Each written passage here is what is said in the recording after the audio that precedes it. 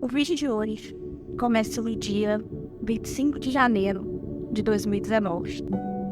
E nós estamos completando 4 anos, de um evento traumático, de um evento de dor, de sofrimento, não só para mim, mas para tantas famílias envolvidas no rompimento da barragem da Vai em Brumadinho. E hoje eu tô aqui para conversar com vocês um pouco dessa jornada, nos últimos 4 anos. Como tenho vivido, como tenho conseguido lidar com isso nos últimos 4 anos. E aqui eu tenho a história, dessa dor, desse sofrimento, desse trauma. Esse livro, ele relata que hoje, em Brumadinho, o descaso, o descuido e tantas omissões que ocorreram ali, que levaram a tanta dor, a tantas mortes. São 272 vidas que foram enterradas ali vivas, É uma história realmente muito pesada, muito difícil. Mas hoje eu quero compartilhar muito além disso. Porque sim, existe uma história de dor, existe uma história de superação. E eu ainda estou nesse processo de superação. Eu ainda estou nesse processo de aprendizado. Mas o pouco que eu já aprendi nos últimos 4 anos, eu quero compartilhar com vocês hoje. E eu quero começar falando para vocês.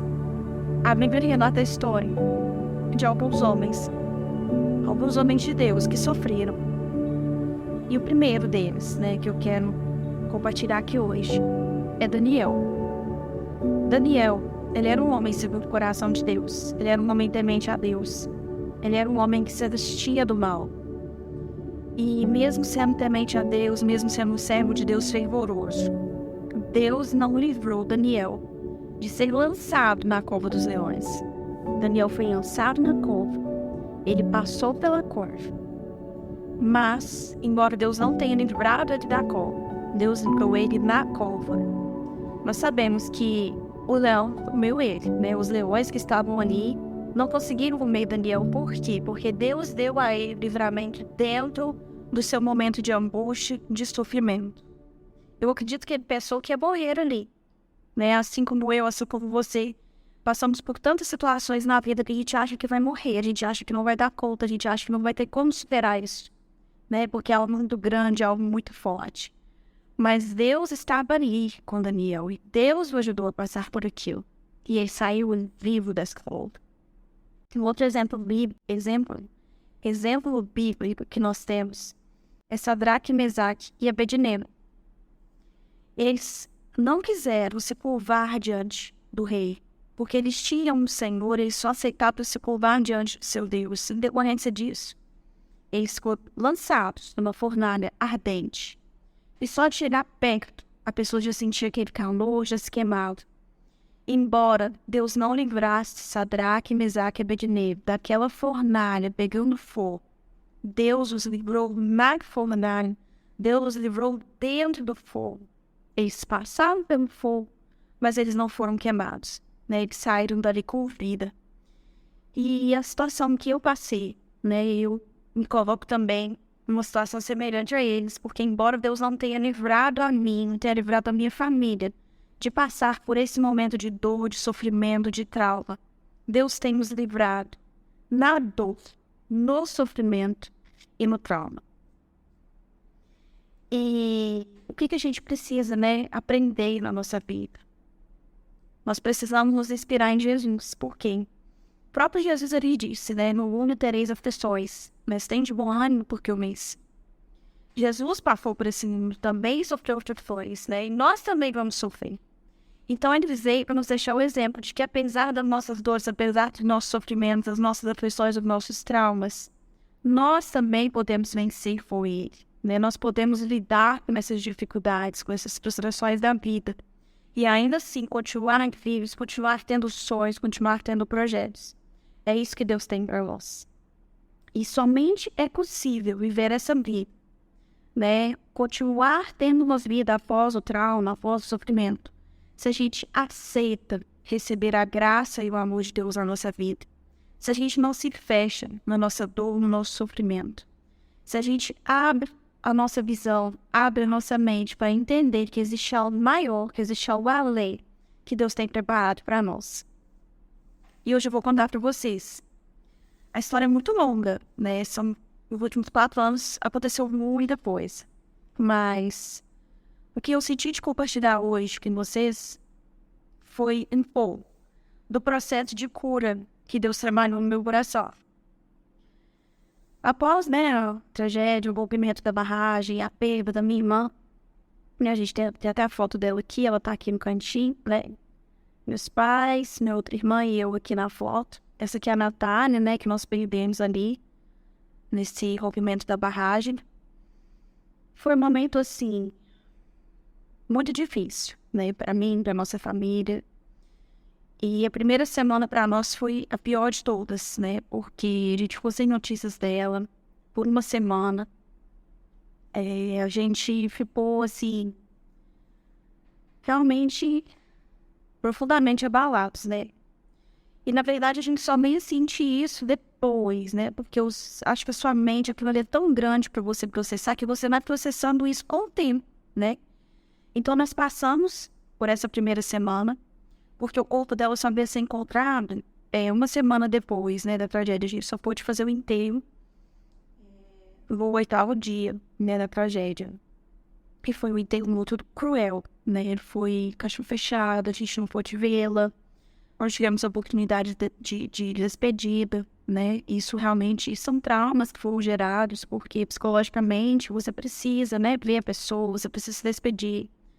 Então, assim, principalmente na minha mente, ainda ficou uma sensação como se ela tivesse sumido, como se em algum momento ela fosse aparecer, né? Tanto que até hoje eu ainda tenho sonhos, e nesses sonhos eu estou encontrando com ela. Nesses sonhos ela tinha feito uma viagem e estava voltando, né? Então, assim, a gente vê que o psicológico realmente, ele não entende direito, né, o que aconteceu ali. Dentre outras questões que talvez em outros vídeos eu possa, né, contar mais detalhes e desse processo de cura também para vocês. Mas, passada essa primeira semana, passado esse momento de enterro, a gente teve que lidar com todas as questões da atividade de Brumadinho, eu estava ali, né, a parte da tragédia e tudo mais, acompanhando mais de perto, né, as questões que envolviam a tragédia. E a sala do tempo, né, eu saí de Brumadinho, eu tive que me mudar de lá. É por questões emocionais mesmo, porque eu vi que eu precisava dar um rumo diferente para minha vida, eu precisava sair daquele lugar de dor, né, então eu mudei de cidade, eu voltei para Barbacena, que é uma cidade que eu sempre amei, que eu sempre gostei. Deus abriu portas para mim nessa cidade, e também isso é um testemunho para ser contado depois. Mas por mais que eu tenha saído daquele lugar, por mais que eu tenha aberto meu coração, né, para um novo tempo de Deus na minha vida, dentro de mim existia algo que ainda precisava ser liberado, né? Eu precisava ser reconciliada com Deus. Porque eu não sabia, mas eu estava profundamente triste. Eu estava profundamente decepcionada com Deus, né? Embora eu não conseguisse verbalizar isso, e dentro de mim, eu mesmo acreditava, não, Deus é soberano, né? Eu acredito em Deus, eu sei que Ele fez o que tinha que ser feito, por mais que eu não entenda.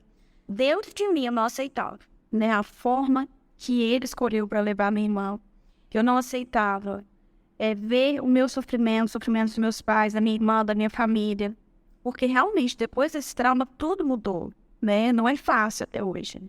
Mas isso dentro de mim soava como uma revolta contra Deus, né? Tudo aquilo que tinha acontecido. E dentro do meu processo de cura, né? Eu aceitei o tratamento de Deus. O primeiro ponto foi retirar-me, né, da minha vida, tirar um dia só com Deus, para eu poder ouvir a voz de Deus.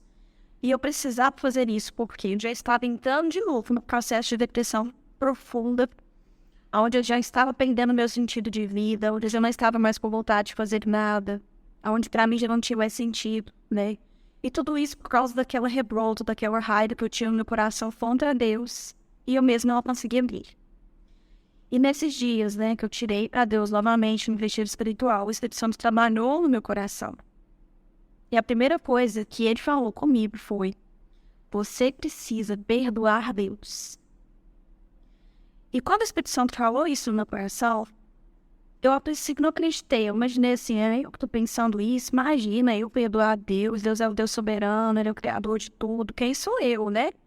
Quem sou eu para perdoar a Deus? Eu fiquei com aquilo assim, imagina, não tem nem que pensar uma coisa dessa.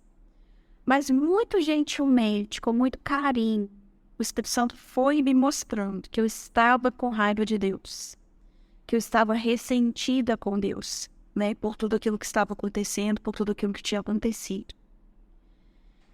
Então, diante desse amor, né, dessa leveza que o Espírito Santo trouxe, eu tomei a decisão de perdoar Deus. Eu tomei a decisão de liberar Deus do meu coração. Eu tomei a decisão de acreditar que ainda Deus me amava, que ainda Deus cuidava de mim, mesmo depois de todo o sofrimento que eu tinha passado. Esse foi o primeiro passo de Deus na minha vida, para que esse processo de cura se iniciasse. Eu precisava que meu coração ele se submetesse em amor a Deus e ao amor de Deus.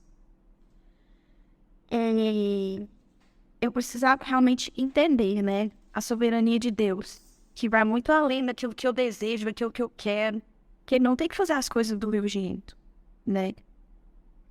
Então, o versículo que eu gostaria de compartilhar está em Abacuque 3, do 16 ao 19, que diz assim: ouvi isso, e meu íntimo estremeceu. Meus lábios tremeram, os meus ossos desvaneceram, minhas pernas vacilaram. Tranquilo, esperarei um dia da desgraça que virá sobre o povo que nos ataca. Mesmo não florescendo a figueira, não havendo uvas nas videiras, mesmo falhando a safra de azeitonas, não havendo produção de alimento nas lavouras, nem ovelhas no curral, nem bois nos estábulos, ainda assim eu exultarei no Senhor e me alegrarei em Deus da minha salvação. O Senhor soberano é a minha força. Ele faz os meus pés como os do céu. Ele me habilita a andar em lugares altos. O que o profeta Abacuque estava passando aqui quando ele declarou essa situação não era algo fácil, né? Ele está dizendo, ainda que todos os meus sustentos, todas as minhas formas de sustento deixem de existir, ainda que a tristeza me assole, ainda que o sofrimento me assole, ainda assim eu exultarei no meu Deus, eu alegrarei no meu Deus. Mas como assim, né? Quando veio esse versículo, eu falei para Deus, falei, Senhor, mas como que eu posso me alegrar no Senhor e exultar no Senhor diante de tanta dor, de tanto sofrimento? E o que o Espírito Santo trouxe no meu coração foi: você não vai se alegrar e exultar pelo sofrimento, pelo que aconteceu. Você vai se alegrar e exultar pelas coisas boas que você ainda tem. E a partir disso, Deus voltou os meus olhos para tudo que eu ainda tenho de bom, para tudo que eu ainda tenho.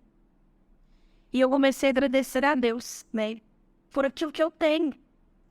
E não lamentar todo o tempo por aquilo que eu não tenho. E não focar 100% na minha dor e no meu sofrimento.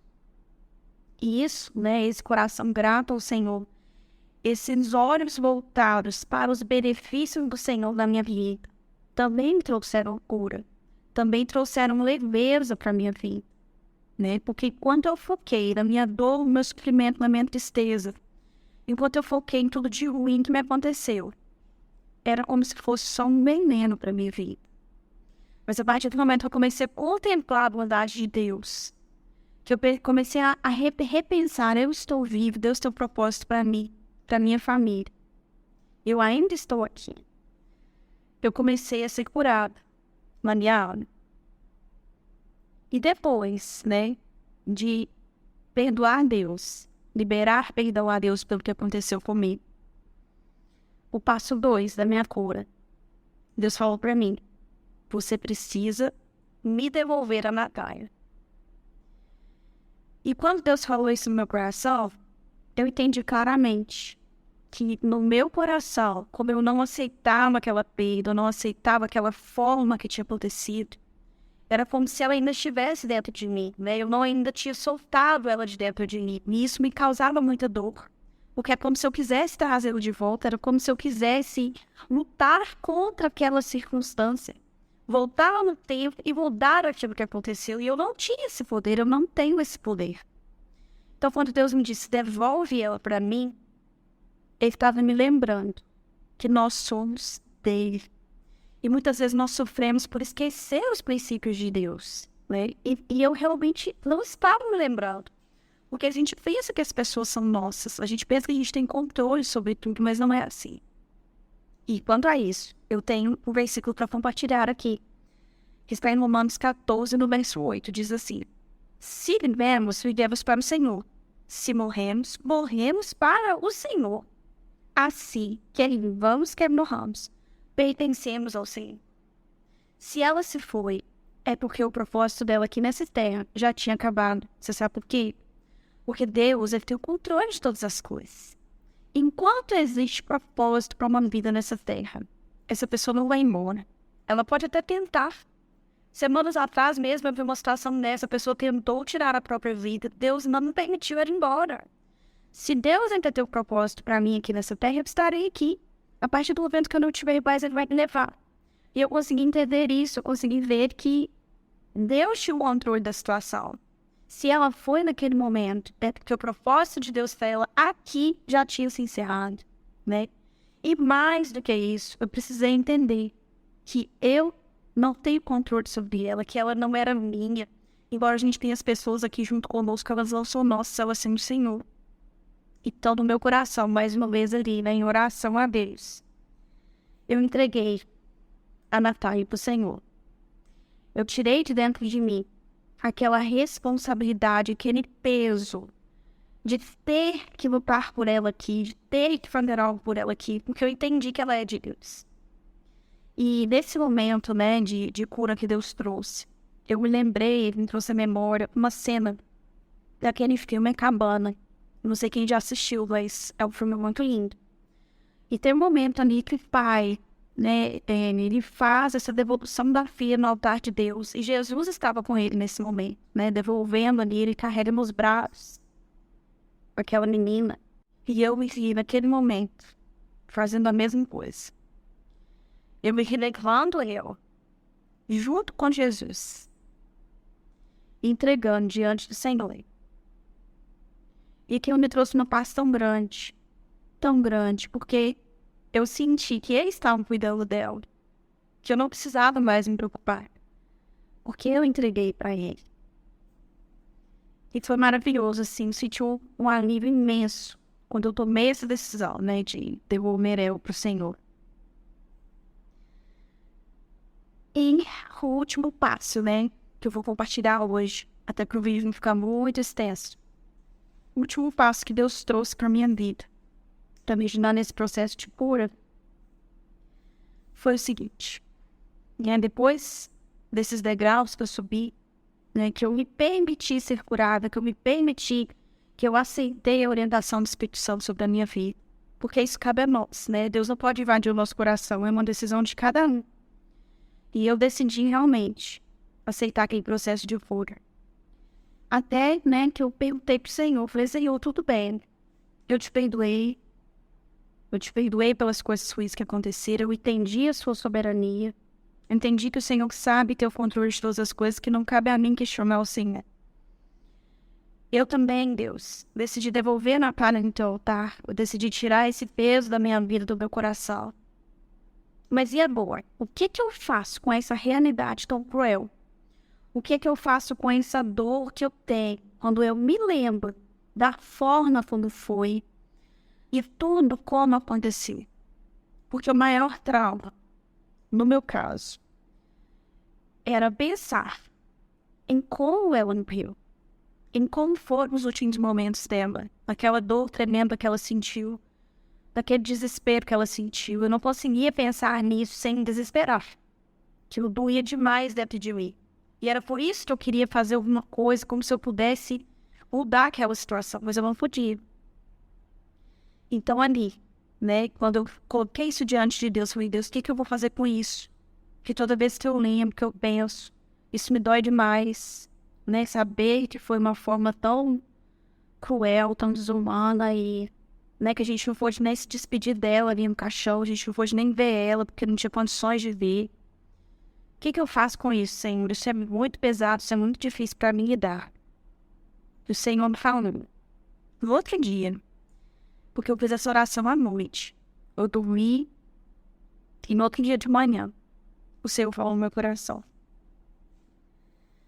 que era para eu trocar essa realidade física tão cruel, que me machucava, pela realidade espiritual, por aquilo que Ele fez por ela naquele momento de dor, de sofrimento.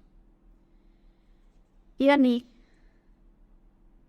eu pude entender, né, que embora no corpo físico ela tenha sofrido a ponto de morrer, no espírito, Deus vem buscá-la. Deus enviou seus anjos para estar ali com ela naquele momento. Ela não estava sozinha. E eu quero compartilhar com vocês um versículo que está em 2 Coríntios 5, do 1 ao 7. Sabemos que, se for destruída a temporária habitação terrena em que vivemos, que é o nosso corpo, temos da parte de Deus um edifício, uma casa eterna no céu, não construída por mãos humanas. Ou seja, podem destruir o nosso corpo, podem nos matar aqui, mas no céu, Deus tem uma construção pronta para nós. Enquanto isso, gememos, desejando ser revestidos da nossa habitação celestial, porque estando vestidos, não seremos encontrados nus. Pois enquanto estamos nesta casa, gememos e nos angustiamos, porque não queremos ser despidos. Né? Quem é que quer morrer aqui? Né? A gente pensa que às vezes a gente esquece que a gente não é eterno, antes tem algo muito maior além disso.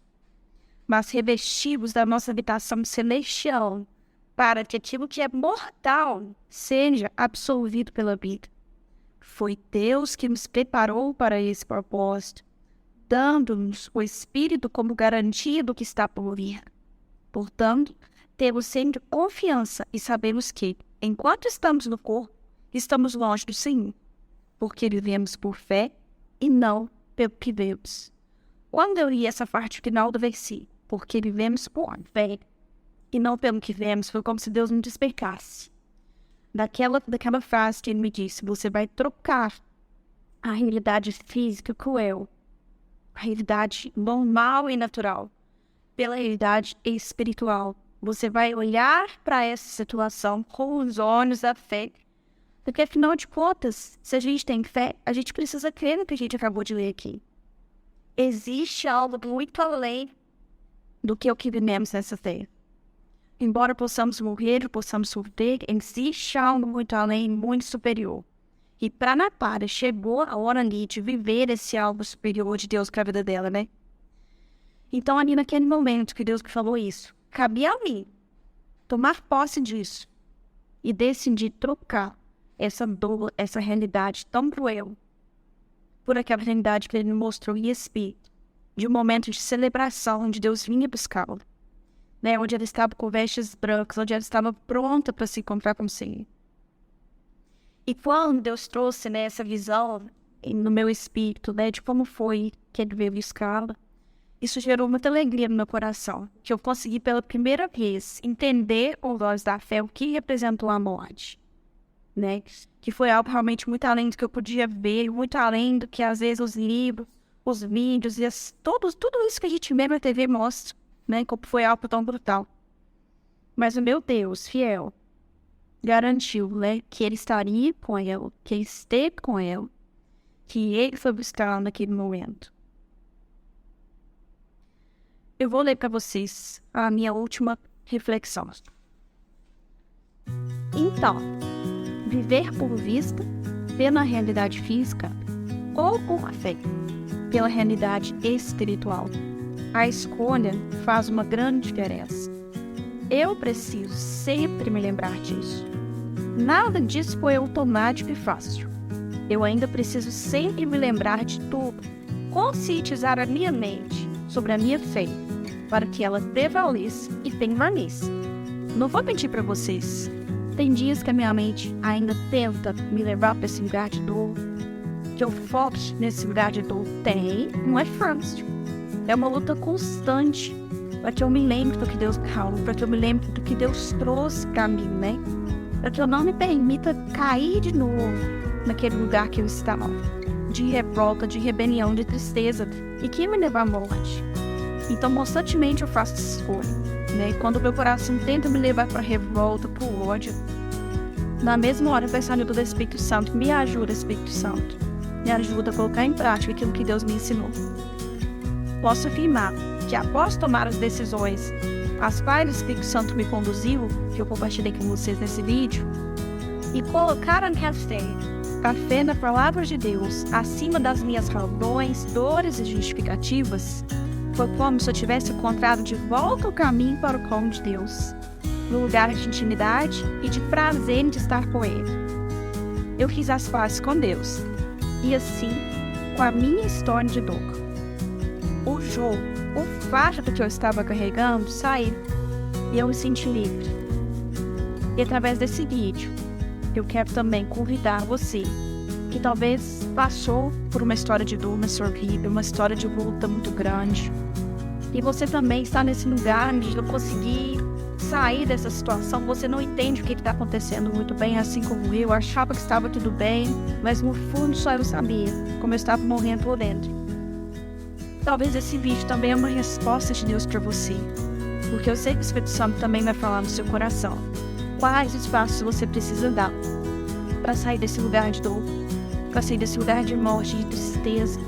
Porque Deus tem vida para você. Se você está vivo, Deus tem vida para você. Deus tem sonhos para você. Deus tem projetos para você.